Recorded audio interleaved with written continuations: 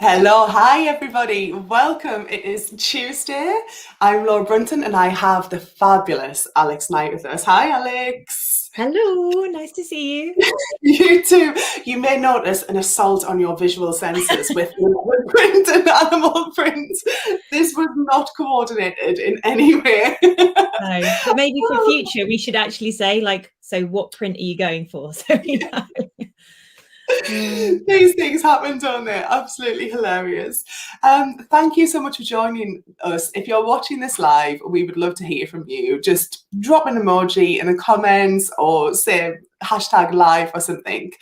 Equally, if you're watching this on the replay, thank you so much for your time. Hopefully, you will know we are well underway in September, or sparkling September as I'm reclaiming it, as I think it's such a good opportunity to take stock of where you are, check in what your goals are, check in more importantly, how do you feel? Are you excited by your life? Is there anything you want to change? Is there anything you want to push more? And I have just been indebted to these amazing women like Alex from around the world who have joined me to give us a glimpse into their journey, how they've got to where they are now, whether or not they think they've found their calling, and what's in store for them personally, for their business, and so on. So, last shameless plug, and then we'll get right to it with Alex. I have a free masterclass this Thursday evening, 16th of September, and that is all about how you can ignite your calling. So, just as I've been fortunate enough to do, to follow my dreams, my intuition, my gut. Has it been easy? Not necessarily. Is it worth it? 100%. I wish that for each and every one of you. So if that's something of interest, please just check out the link there and I look forward to seeing you there. So without further ado, Alex, hello, my friend. Hello, lovely to speak to you. You too. So Alex, for people who don't know much about you, can you give us a little bit of an intro as to who you are and what you do? Yeah, absolutely. Well, first of all, thank you for having me.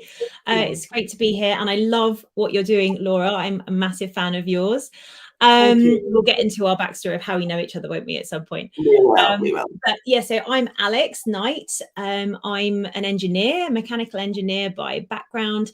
I've worked in industry in various different engineering roles for over 15 years before I then decided to found Stemazing. So I'm now working full time on Stemazing, which is a social enterprise dedicated to inspiration and inclusion in STEM, which for those who don't know Wow. stands for science, technology, engineering, and maths. So a massive kind of area of industry that impacts all of our lives, but not enough people know about the opportunities available for them in STEM careers, and particularly women. So that's my mission, is to empower more women in STEM to be confident, visible role models and inspire the next generation so we can have a more diverse and inclusive STEM future. Wow, who wouldn't want to sign up for that? I'm literally like, yep, I'm in. Whatever you need, I'm there. And wow, thanks so much, Alex. I mean, you can turn your hand to so many things. And do you want to give us the highlights of perhaps how the last 12 to 18 months have been, from where you were to how you got to where you are now? Yeah, so I was working in industry. That's how we know each other, from my most recent company in industry called Amy. And I was a technical director there, and in the consulting part of the business, really enjoying my role. I worked on some amazing, fantastic projects and loving it. I also do a lot of voluntary work outside of my paid job around STEM and diversity and inclusion. So I'm on the board of the Women's Engineering Society. But Wow. to be honest, I was struggling to juggle everything. And I felt like certainly when COVID hit, Yeah. and it was lockdown and I was homeschooling then it would have been 7 and 5-year-old. And, my husband works full time as well. Yeah. So between us trying to work out, look, what is it that it is going to make our lives as a family work best? and I was looking at my priorities and where I felt like my passion really lay, and where I felt like I could make the biggest impact. And although I loved my job in industry, it wasn't like I was being pushed out of that, but I had this huge pull to do something where I felt I could make a bigger impact. And my experience from like mentoring lots of women and doing the STEM outreach that I did, and working on initiatives to improve diversity and inclusion, I felt like that's what I am absolutely best at if I really boil it down, and where I feel I can make the biggest impact. And so where I'd started Stemazing as a bit of a side hustle, just to have a bit of fun really, and have a real kind of like solid channel for my outlet around that kind of stuff, I decided actually I'm going to take the risk and just go for it and work for Stemazing full time, and see if I can build it up to be something that is bigger than me, bigger than just my impact, but helping to empower others to inspire even more people. And so, yeah, for the last 12 months, I've been working full time in Stemazing and absolutely loving it. You can tell you were just beaming. And a few questions. Was it anything like what you thought it would be like? Have you had any regrets? I haven't had any regrets, if I'm honest. And I feel like I'm smug saying this, because and my husband like, and I have this conversation where I'm like, I don't want to sound smug, but I genuinely, like, I wake up every morning feeling excited. Brilliant. The thing that makes me the happiest is like going downstairs in the morning before the kids wake up, getting a Yes. really strong coffee, sitting outside no matter what the weather, and just being in the world thinking like, I love what I'm doing. And Wow. every day I feel like there's something I'm doing that is making an impact in some capacity. And it's an amazing, empowering feeling, and it's almost like an upward spiral, because the more you do, the more you love, the more impact you make, the more confident you feel, therefore the more you can push yourself, so the more impact you make, so the more confident you feel. And it's just kind of growing. And I'm trying to also stay grounded if I can, because I could completely get carried away, and I'm naturally the personality that's like, right, I'll do everything for everyone and it'll be brilliant. So I have to ground myself and think, you know, part of my reason for doing this was also to have more control over my time, for me to be in control of my diary, not for my diary to be in control of me. And so I do also need to like constantly work on that balance of, I want to take the kids to their swimming lessons. I want to do the other things that I volunteer, like I'm a beaver leader in the community, and I want to give the time for that as well. So there's always a healthy tension, I'd say, between like everything I want to do in my life. But genuinely, I love it. Oh, I'm so happy for you, Alex. And do you know what? I will challenge you a little bit, my friend, on saying keeping grounded and not being smug. One of the things that I've realised, I'm not quite sure if I don't think it's just a British thing. I think it's a mentality where people think to be successful, you have to work ridiculously hard. There has to be huge levels of sacrifice. There has to be blood, sweat and tears. And whilst you and I are very much so of the same school of thought, where we have worked hard, like 100%, haven't we? We have made those sacrifices and so on. We're now in a position where, thank the Lord, we are completely aligned to a bigger calling than just us. You explained it so eloquently.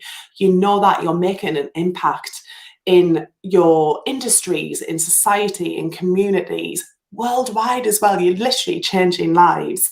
And I think, own it. I think savor it and shout it from the rooftops, because there's always those people who are the naysayers, or to use a more modern term, the trolls, who will want to bring you down and so on. But I think personally, when you see another person shining through and through, because I'm going to have to get the pun in, you're being totally you are being authentic, it just creates that ripple effect, doesn't it, where other people want to bask in your glow and be like, how does she do it? How does she do it? So good and on I think you. you're exactly right. Like, and I feel like I am owning it, but I'm also, I don't know, I think there's, you know, I definitely have a tendency to kind of like run before I can walk, and I'm just a bit aware that like I need to keep that in check every now and again, because I don't want to get to the position where I've overcommitted myself to do lots of different things, Yeah. and then I feel like, oh, I'm drowning a bit, you know, like, so I think, like you said, because of my previous experience when I did work too hard, definitely, you know, when I look back over the decisions I made, probably like even before I had kids, I was the one who pushed the hardest, worked the hardest, put the most hours in, achieved a lot, but was it worth it for the impact it had on my life at that time? Maybe not. You know, we had a nanny, I didn't see my kids, I traveled a huge amount with work. And so I am aware that like that's my maybe natural go-to tendency as a career woman, is to go 100% sprint all of the time. So I do need to keep myself grounded and say like, yes, Stemazing is doing brilliantly and you love it, but it's a marathon, not a sprint. You can take your time with this and enjoy life as well. So that's kind of what I mean by trying to keep myself grounded and not go like just running off at 100% into the Absolutely, and run yourself into the ground. That is such good advice. And what I really hope people get from this conversation as well is realness and reality. Because I certainly know this time, even last year, 12 months ago, when I was working in the same company as you, and I was burnt out. There's no other way to describe it, as so many parents, carers, and even those without those responsibilities, just how the world flipped almost overnight, didn't it? And we were all at home and then having to juggle. The workload seemed to increase. I know I picked up probably at least two people's jobs in that. And then I had these two small humans looking up at me, wanting me to play with them. And I remember just thinking, like, you're a nuisance at the moment, you're a burden. And once I had that kind of rock bottom realization as a parent, like you said, I was like, what are you doing, Laura? What are your priorities? Something needs to change. So whilst I wish the dreaded C word had never happened, I am so grateful in hindsight that it allowed you and I and so many other people to just stop for a minute and just go, what are my values? What's important to me? What is just superficial? What's noise? What can we let go of? So yeah, thank you so much for that reminder. One of the things I was reflecting on is one of the last times that you and I spoke, Alex, when we were in the heart of the corporate world, and on paper, doing fantastically, opportunities for us. I always use the analogy of the whole career ladder. We were both very much so going up. And then I had the realization of, well, I don't even look down anymore. I don't even reflect back on the achievements that we had. I don't know if you were like that, where it's just like tick, done, on to the next one, tick, done, on to the next one. But then B, just thinking, hang on a minute, am I on the right ladder? Do I need to look across and think, what else is there? And I know that, speaking candidly, we were both nervous about that, weren't we? Because we worked so hard to get to where we were. We were really fortunate. We were on good salaries. I mean, the whole equal pay debate, another conversation, but very grateful for the material elements of our life that allows us to provide for our children and so on, and our families. What do you think your moment was for you where you could feel that real tipping point where you knew something had to give and you had to go for it? I can actually pinpoint it to a specific moment. When I was trying to homeschool my two kids, Isaac and Penny, and I had back-to-back meetings planned for the morning. My husband also had meetings, and so that morning we were like trying to work out how we could tag team. Like one of us just at least having eyes on the kids, even if we were trying to work at the same time. And I remember Isaac and Penny just saying that they wanted to play with me outside. And I was like, no, I can't trust you to go outside because one of you might get injured. I need you to be where I can see you, but you have to be quiet because I'm on a call.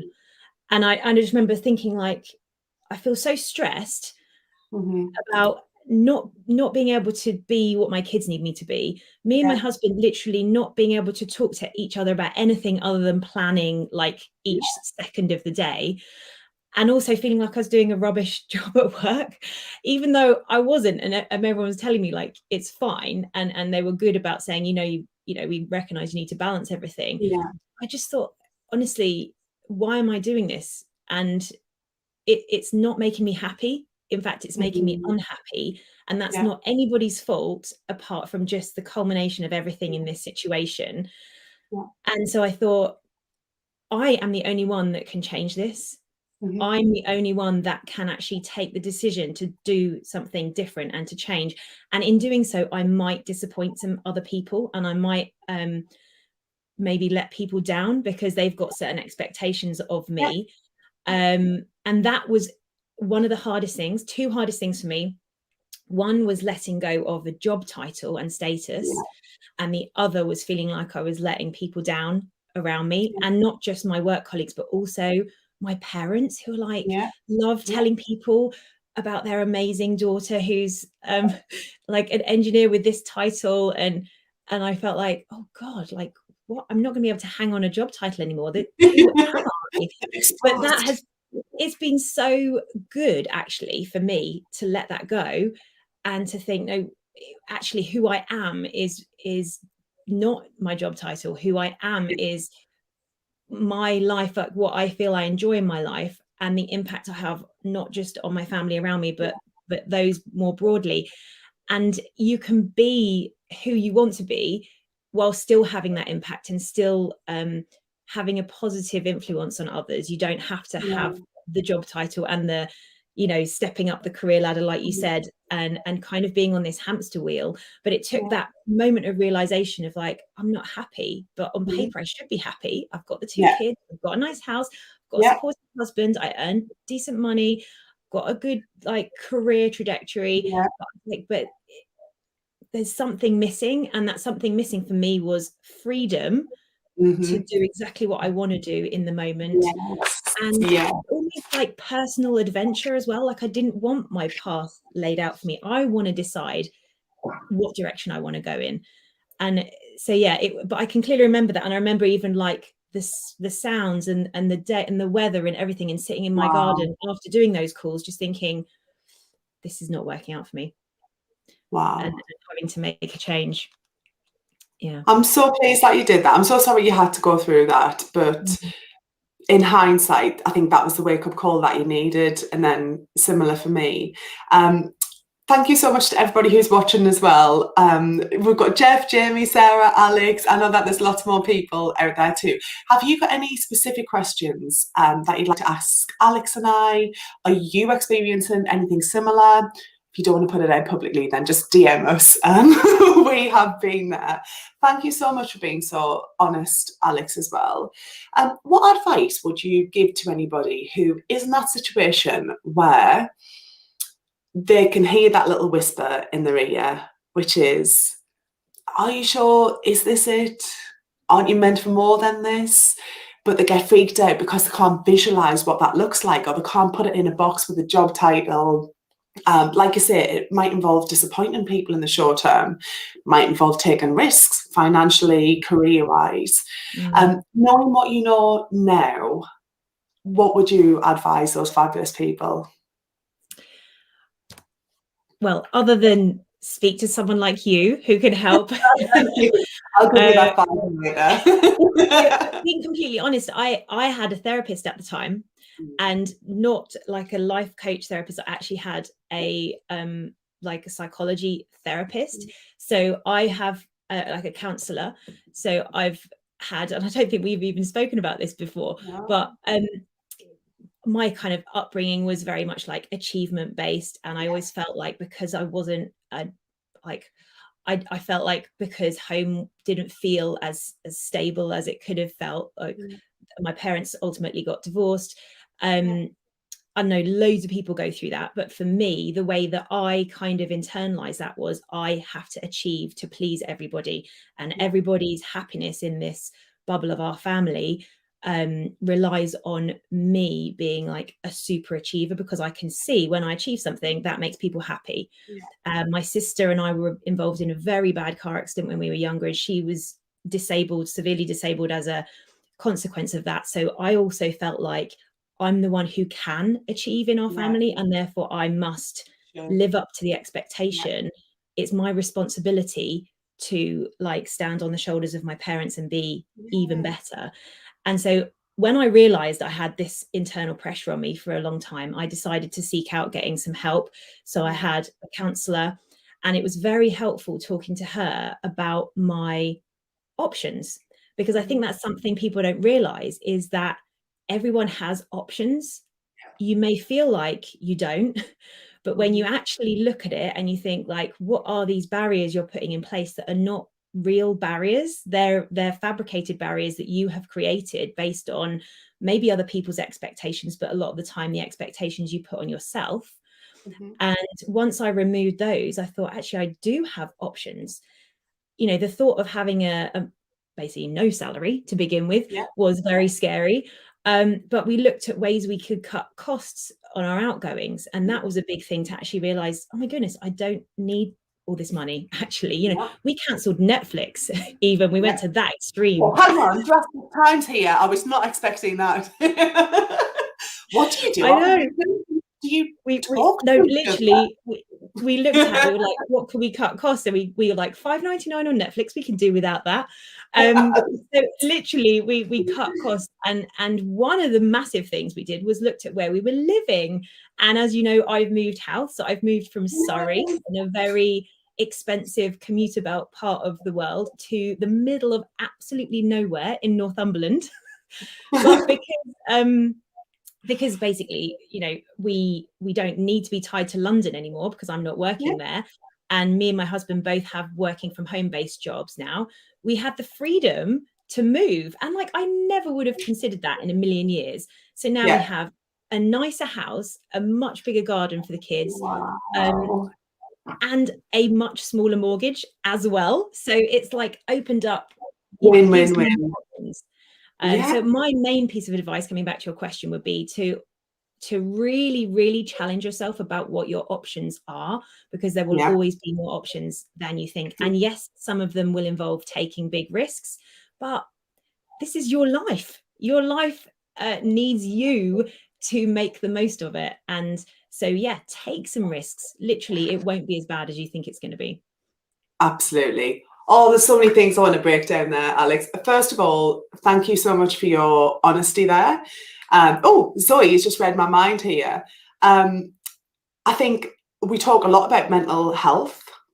I think sometimes we stop when it gets to a certain point. And I know that when I shared a video that I'd taken of me last year, in the heart of just feeling so down, so lost, literally crying, phone was ringing, meetings, just got told the promotion that had been dangled in front of me for a long time now just wasn't going to happen. That got over 100,000 views. And I don't say that as in that metric means anything. I think it's just people are craving that honesty and authenticity. So thank you so much for that. That will inspire so many people. Zoe, absolutely, darling, you are not alone, and we're going to help you find your calling. Sign up to that masterclass for one, and listen, all of the things that Alex just said there. You'll hear me talk a lot, especially with my clients, about becoming a detective in your own life and looking for the clues. Look what lights you up.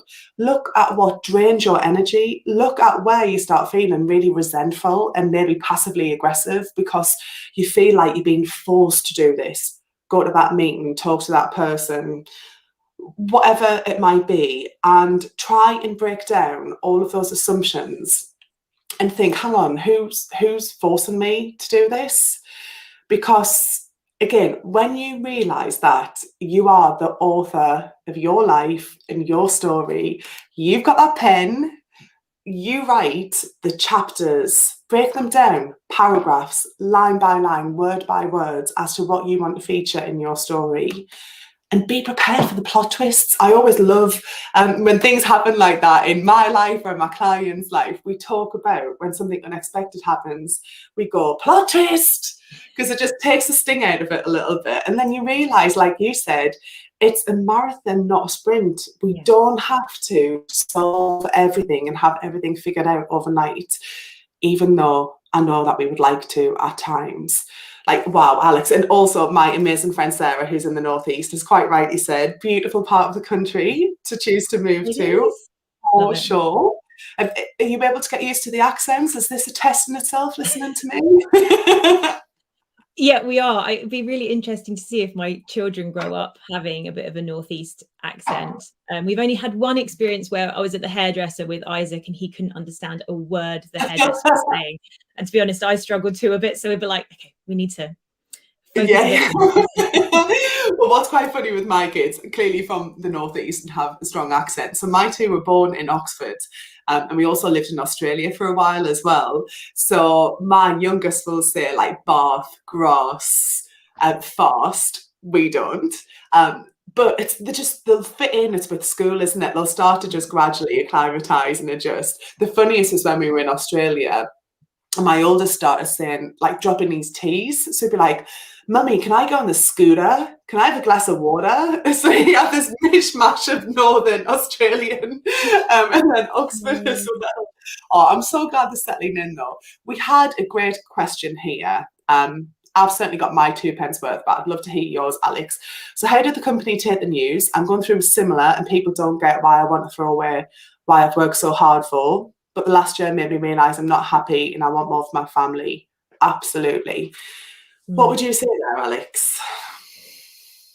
First of all, you're not throwing away what you've worked so hard for. This really, I feel exactly the same though. Like, honestly, I can really empathize with this because I felt exactly the same. I've worked so hard, my degree, my career, all those late nights working to prove myself for those promotions. Like, I'm going to be throwing all that away, but you're not. That is a foundation that then you're building on. And you've done that. You've achieved all that. You've done the hard work to get you to that foundation that you can then like really trust as a strong foundation. It's not a house of cards, it's a strong foundation, and you can build on that to take the next level, whatever that level is. So it's not throwing it away, but people do say things like that, like and kind of make you feel like questioning yourself, but you have to trust yourself on the inside, or those around you that are really like close community that you can really trust, that have got the best intentions for you, not for maybe any reflected glory they get from your career or status. It's like, what do they want that is best for you? And you can have those conversations with them. I've got an amazing friend, Claire Jones, who is like one of my oldest best friends, and I always speak to her if I've got any doubts. She is like my biggest champion, but she literally cuts the crap, if I can say that. Like she just cuts through it and it's like, Alex, you're getting confused and clouded by all of this. This is what's important, isn't it? And I'm like, oh God, thanks, Claire. So I didn't work out my husband's brilliant as well. And I just feel like you kind of need that support, championing people around you. Obviously, I could talk to my therapist who helps because it's an external independent person who doesn't have any agenda related to your life. But it's a big step, but honestly it is way more scary thinking about it than actually doing it. And there will be tough times, but then there's tough times right now in your job. So moving on and taking that next logical step for you. Plus, nothing has to be forever. You can change your mind. And I really think that like younger people, when I speak to people at universities who are doing engineering and we talk about like, going into careers, they don't feel like they have to choose one thing and do it forever. They are perfectly open about, I'll do that for a couple of years, then I'll do that for a couple of years. And we should think the same too. Like, you don't have to say, I'm going to do this for the next 10 years. You can adapt and flex depending on what happens. So don't overthink it or put too much pressure on yourself to make it perfect. Just have faith and go for it. Love it. Need that on a fridge magnet. I will get that organised. Absolutely resonates with me so much. So to really impress the point for everybody listening, be very careful about who you surround yourself with, because even people who you have loved all your life, could be your best friends, siblings, parents, who knows, Mrs. Smith down the road, who you've always adored, they might be scared of what you're going to do and what you're proposing to do. Scared because they love you and they want the best for you, and nobody wants to expose yourself to risk. But also, there's a more fundamental, primal level there where people are scared of stepping away from the pack and stepping away from how you've always rolled all of these years. So I think that is a quality piece of advice. And if I think now, so a lot of the other women who I've been interviewing here, I had Sandra Hasley last night, who's a top American entrepreneur and coach. And I loved how she described it as different seasons in your life. And you might have one level of a calling now, and you can build on it, you can refine it, you can change it. I mean, if you even think of even just COVID as a massive global factor, but technology, jobs, careers, businesses, I mean, we don't need to Uber, Lyft, everything else. They weren't even around a few years ago, and look how present they are now. So absolutely think about people you're rolling with. Stay true to your values, because your values can carry you through all of life, and then you can shift, can't you, and you can pivot according to that as well. Super quickly, just going back to that question about how did your boss take it, because I resigned at a similar time to Alex. After 13 years with that company, I travelled the world with them, became qualified as a HR professional, did my coaching qualification, had been married, had my babies, really invested, so loyal. I mean, cut me through, I was them through and through. There was lots of shock and surprise. But the boldest thing that I actually did, and I'll be fully transparent as well, for some of the women listening, so I think it's, and the dads as well, or prospective parents, we had been trying for our third kid, had several miscarriages, but I felt locked in because of the maternity pay and the security of being with the big business. So that put me off for a long time too. For those of you not watching, I'm 7 months pregnant now. So I've ended up doing it anyway whilst in my own business, and feeling, to use your word, Alex, having more freedom than I've ever had before.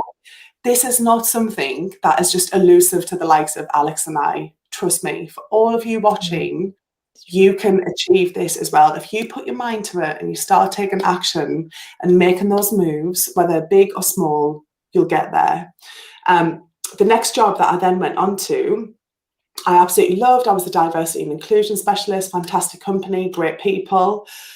And I realised 7 weeks in that I was being a cop-out, that I was having all of these fabulous conversations with my coaching clients, because the business was picking up about following your dreams and you only get one life, everything that Alex and I have been talking about. And I just thought, hang on, Laura, you're being called to do something else that's bigger than you, and where you can directly impact people at a real deep connection and at a heart level, which is where I play at. That's what my values are. I don't like playing on the surface. I'm all in. For a lot of you people that know me right now, you'll know that's the truth. That was harder than leaving the 13-year job, because I upset a lot of people in that process, including really giving my husband and my mum a heart attack, as on the day I resigned, I had no intention of resigning, but it just came to me and I picked up the phone and did it before I talked myself out of it. Don't always recommend that, but I just want to give you the full truth here. Right, we have got the wonderful Jamie Forsyth. People, if you're not following Jamie, follow him right now. Absolute superstar and such an ambassador for mental health as well. So Jamie's saying here, for me, it's always a fear of taking that leap of faith and financial security and comfort blanket. Absolutely. Waiting for a company, especially when you have a young family, little Presley. So I'm dipping my toe in outside of work hours. I think that's a really sensible approach. And if you think back, Alex talked about doing it as a side hustle, first of all, isn't it? It's dipping your toe in the water. How do I feel about this? Is it viable? Anything else to add on that one, Alex? Also, just to repeat how I did review my financial situation. So there are certain things you think you need a certain level of income. And then when you really analyze it and you look at what the benefits would be of cutting some of those things out, then it's you can actually live on less money. So like the financial security absolutely is a factor.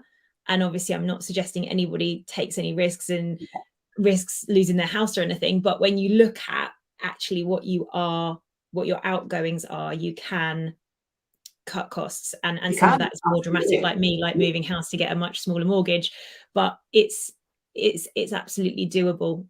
So yeah, I would say but it's not just about leaving a company to go and do your own business. Maybe there are other options, like yeah, a friend of mine has completely changed career, so retraining to still work in a company and have a PAYE job and pension and all that, but dropped salary because they are essentially retraining and they've got less responsibility. And that is also a really scary thing to do, but it's more longer term. It sets you up for that future success, and you owe it to yourself to give that future you the best life. Absolutely.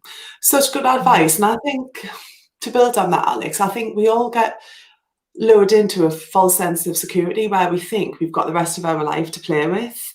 And we start talking when and then. So often, so when I am this age, then I'll do this. When I earn this amount of money, then I'll do this. When I've got this amount of savings in the bank, then I'll do this.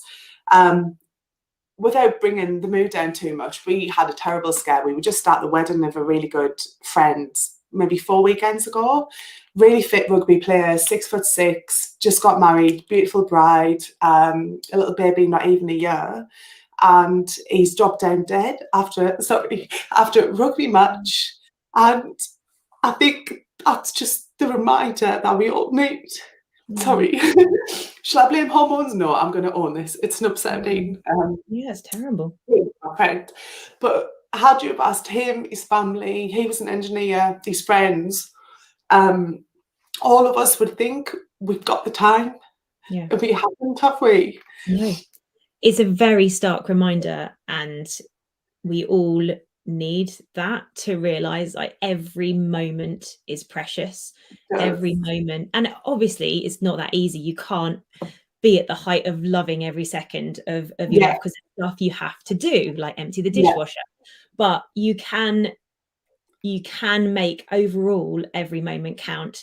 And just the other day I was listening on the radio to the stories from the 20-year anniversary of 9/11 and the Twin Tower attacks, and how those people woke up in the morning thinking it was a normal day, just another day at the office, and then literally the world collapsed. And you never know what will happen. And I think my sister being disabled and having gone through that quite traumatic childhood, I feel like that is more prevalent in my life. I know anything can happen any moment.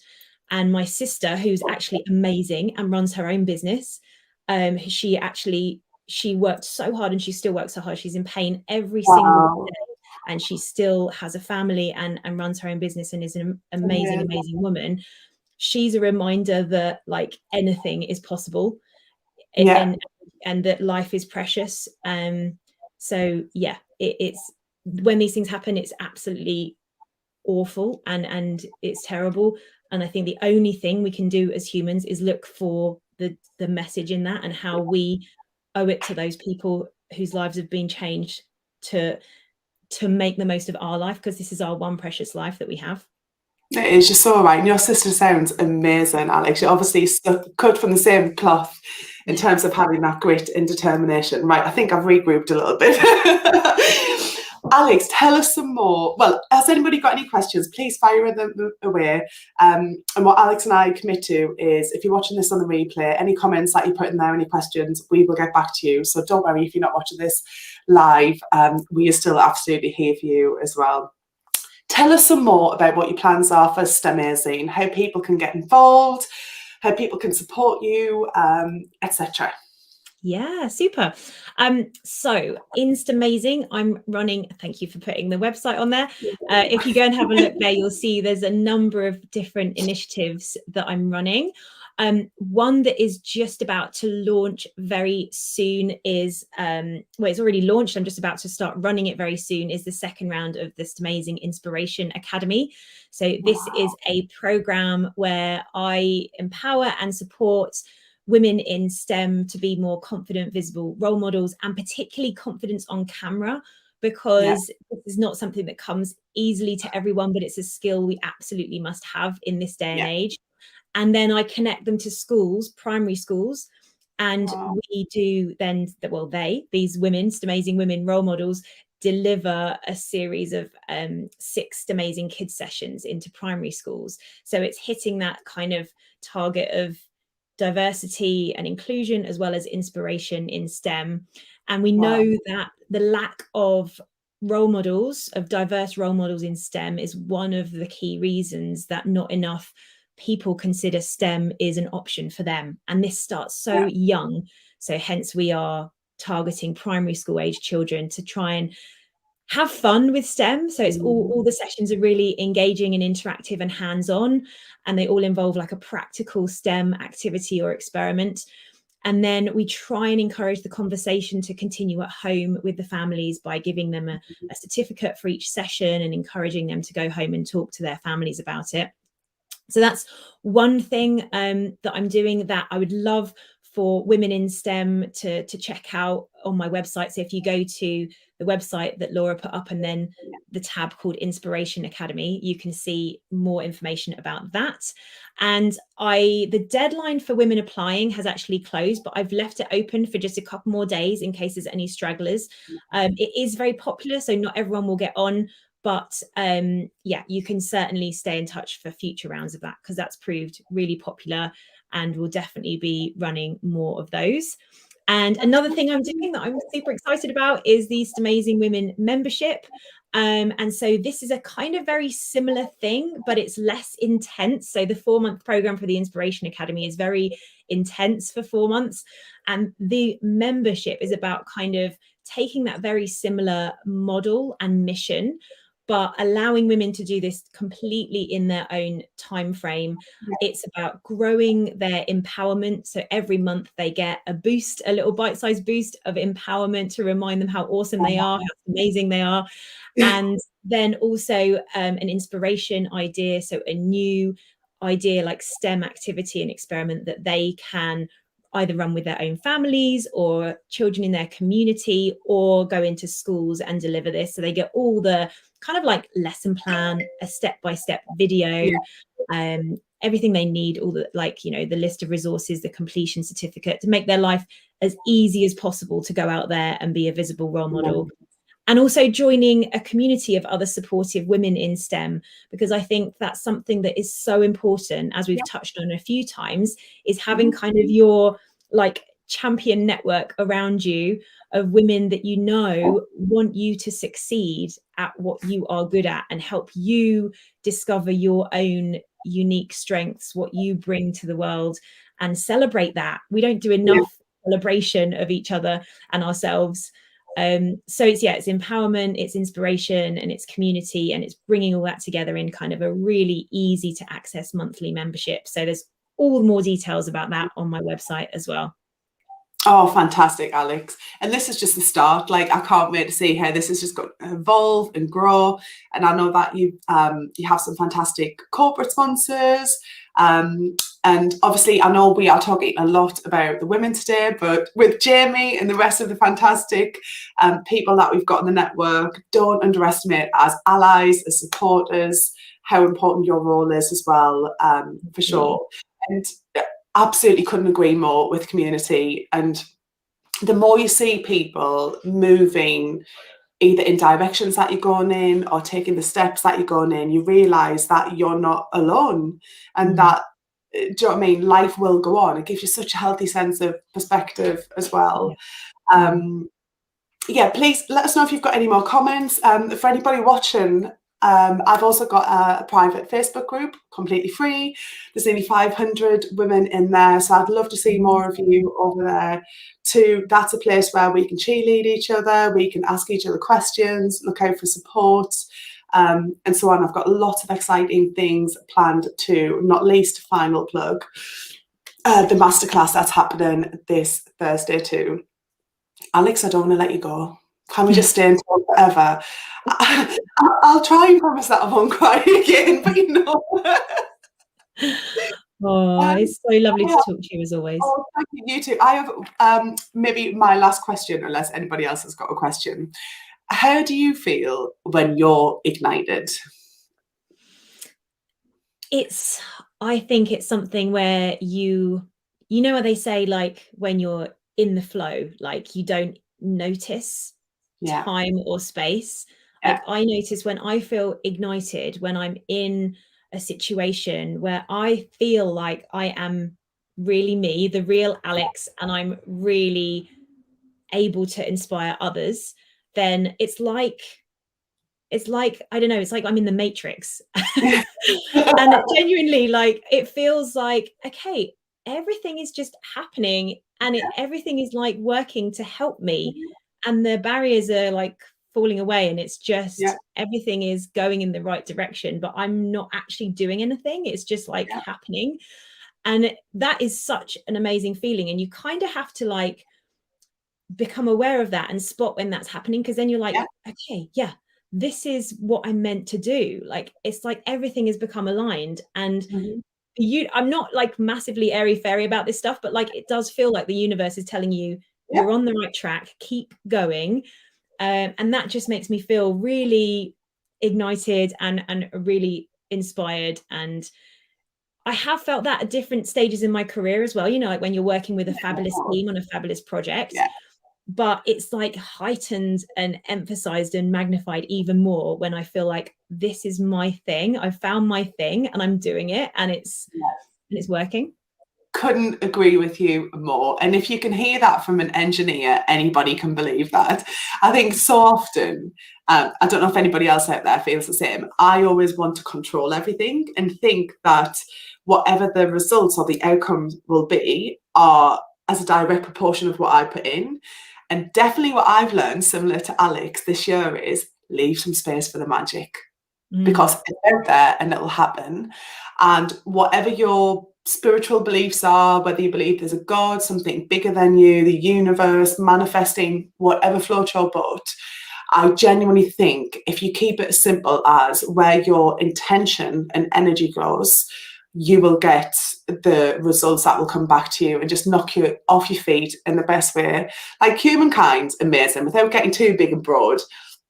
And the kindness of people, the support that you will get from people. Being honest, at times, coming back full circle to about be careful who you surround you with, I have sometimes had more support and encouragement from somebody that I've never met in real life, probably never will meet in real life. It could be a connection that I've made on the internet in this virtual world. And sometimes they will do more for you to push you along, cheerlead you and encourage you than somebody who's been in your life for 15 years or somebody you literally share blood and DNA with. So you have to be open to that, don't you? You have to be open to seeing that and letting it in. So, like, you know, don't be so head down focused on one thing. Like, look up and see who is there to help you. And like you say, it'll be the most random people ever that will just pop up in your life, and you just have to be open to that. For sure. And also think about the role you play in other people's lives as well. So what act of kindness and support and encouragement can you do for somebody else? Because when one rises, we all rise. So is there somebody out there that you can pull up, that you can shine the spotlight on, who ordinarily wouldn't get it, that you can do a favour? You don't even have to pay it forward, just you will be rewarded. So just never lose that part of you, even when you might be going through your own journey of what am I here for? What's my purpose in life? Enjoy the journey, my darlings. Oh, Alex, thank you so much. I have loved this session, genuinely. We went to places I didn't know I would go to, but this is the beauty of it, that we can be authentic, we can be totally you. And I really hope if it's just shown one person Alex, in my eyes, is now a textbook leader. It might not have been my version of leadership 5 years ago, 10 years ago, given how being brought up, what university teaches us and so on. Look for those leaders and become an authentic leader yourself, where it doesn't matter what your job title is, how much money you earn, what you've got in the bank. It's what do you stand for and what impact do you make on this world? So thank you so much for everybody. Hopefully I will see you on Thursday. Please check out Alex's website, follow her. If you know any women in STEM, if you work for a company where you can have a chat with somebody to see how you can work with her amazing enterprise, you won't regret it. But for now, I will love and leave you. For anybody watching on here, we've got Melissa Goff tonight. That's going to be over on Instagram. So if you're not following me on Instagram, I'm at Total You Coach Laura. And then we've got Jessica Jones, aka the Fat Funny One. That's tomorrow night, and that's on Instagram as well. Mother of 4, influencer. She's got like over 100,000 people that follow her. It's brilliant. All different women from all walks of life. So perfect. Thanks so much, everyone. Please get in touch. Love to hear from you. Keep commenting. Share this if you're able to share this with friends. Invite people into the community. And I wish you the very best of weeks. Thanks so much, everyone. Take care. Bye.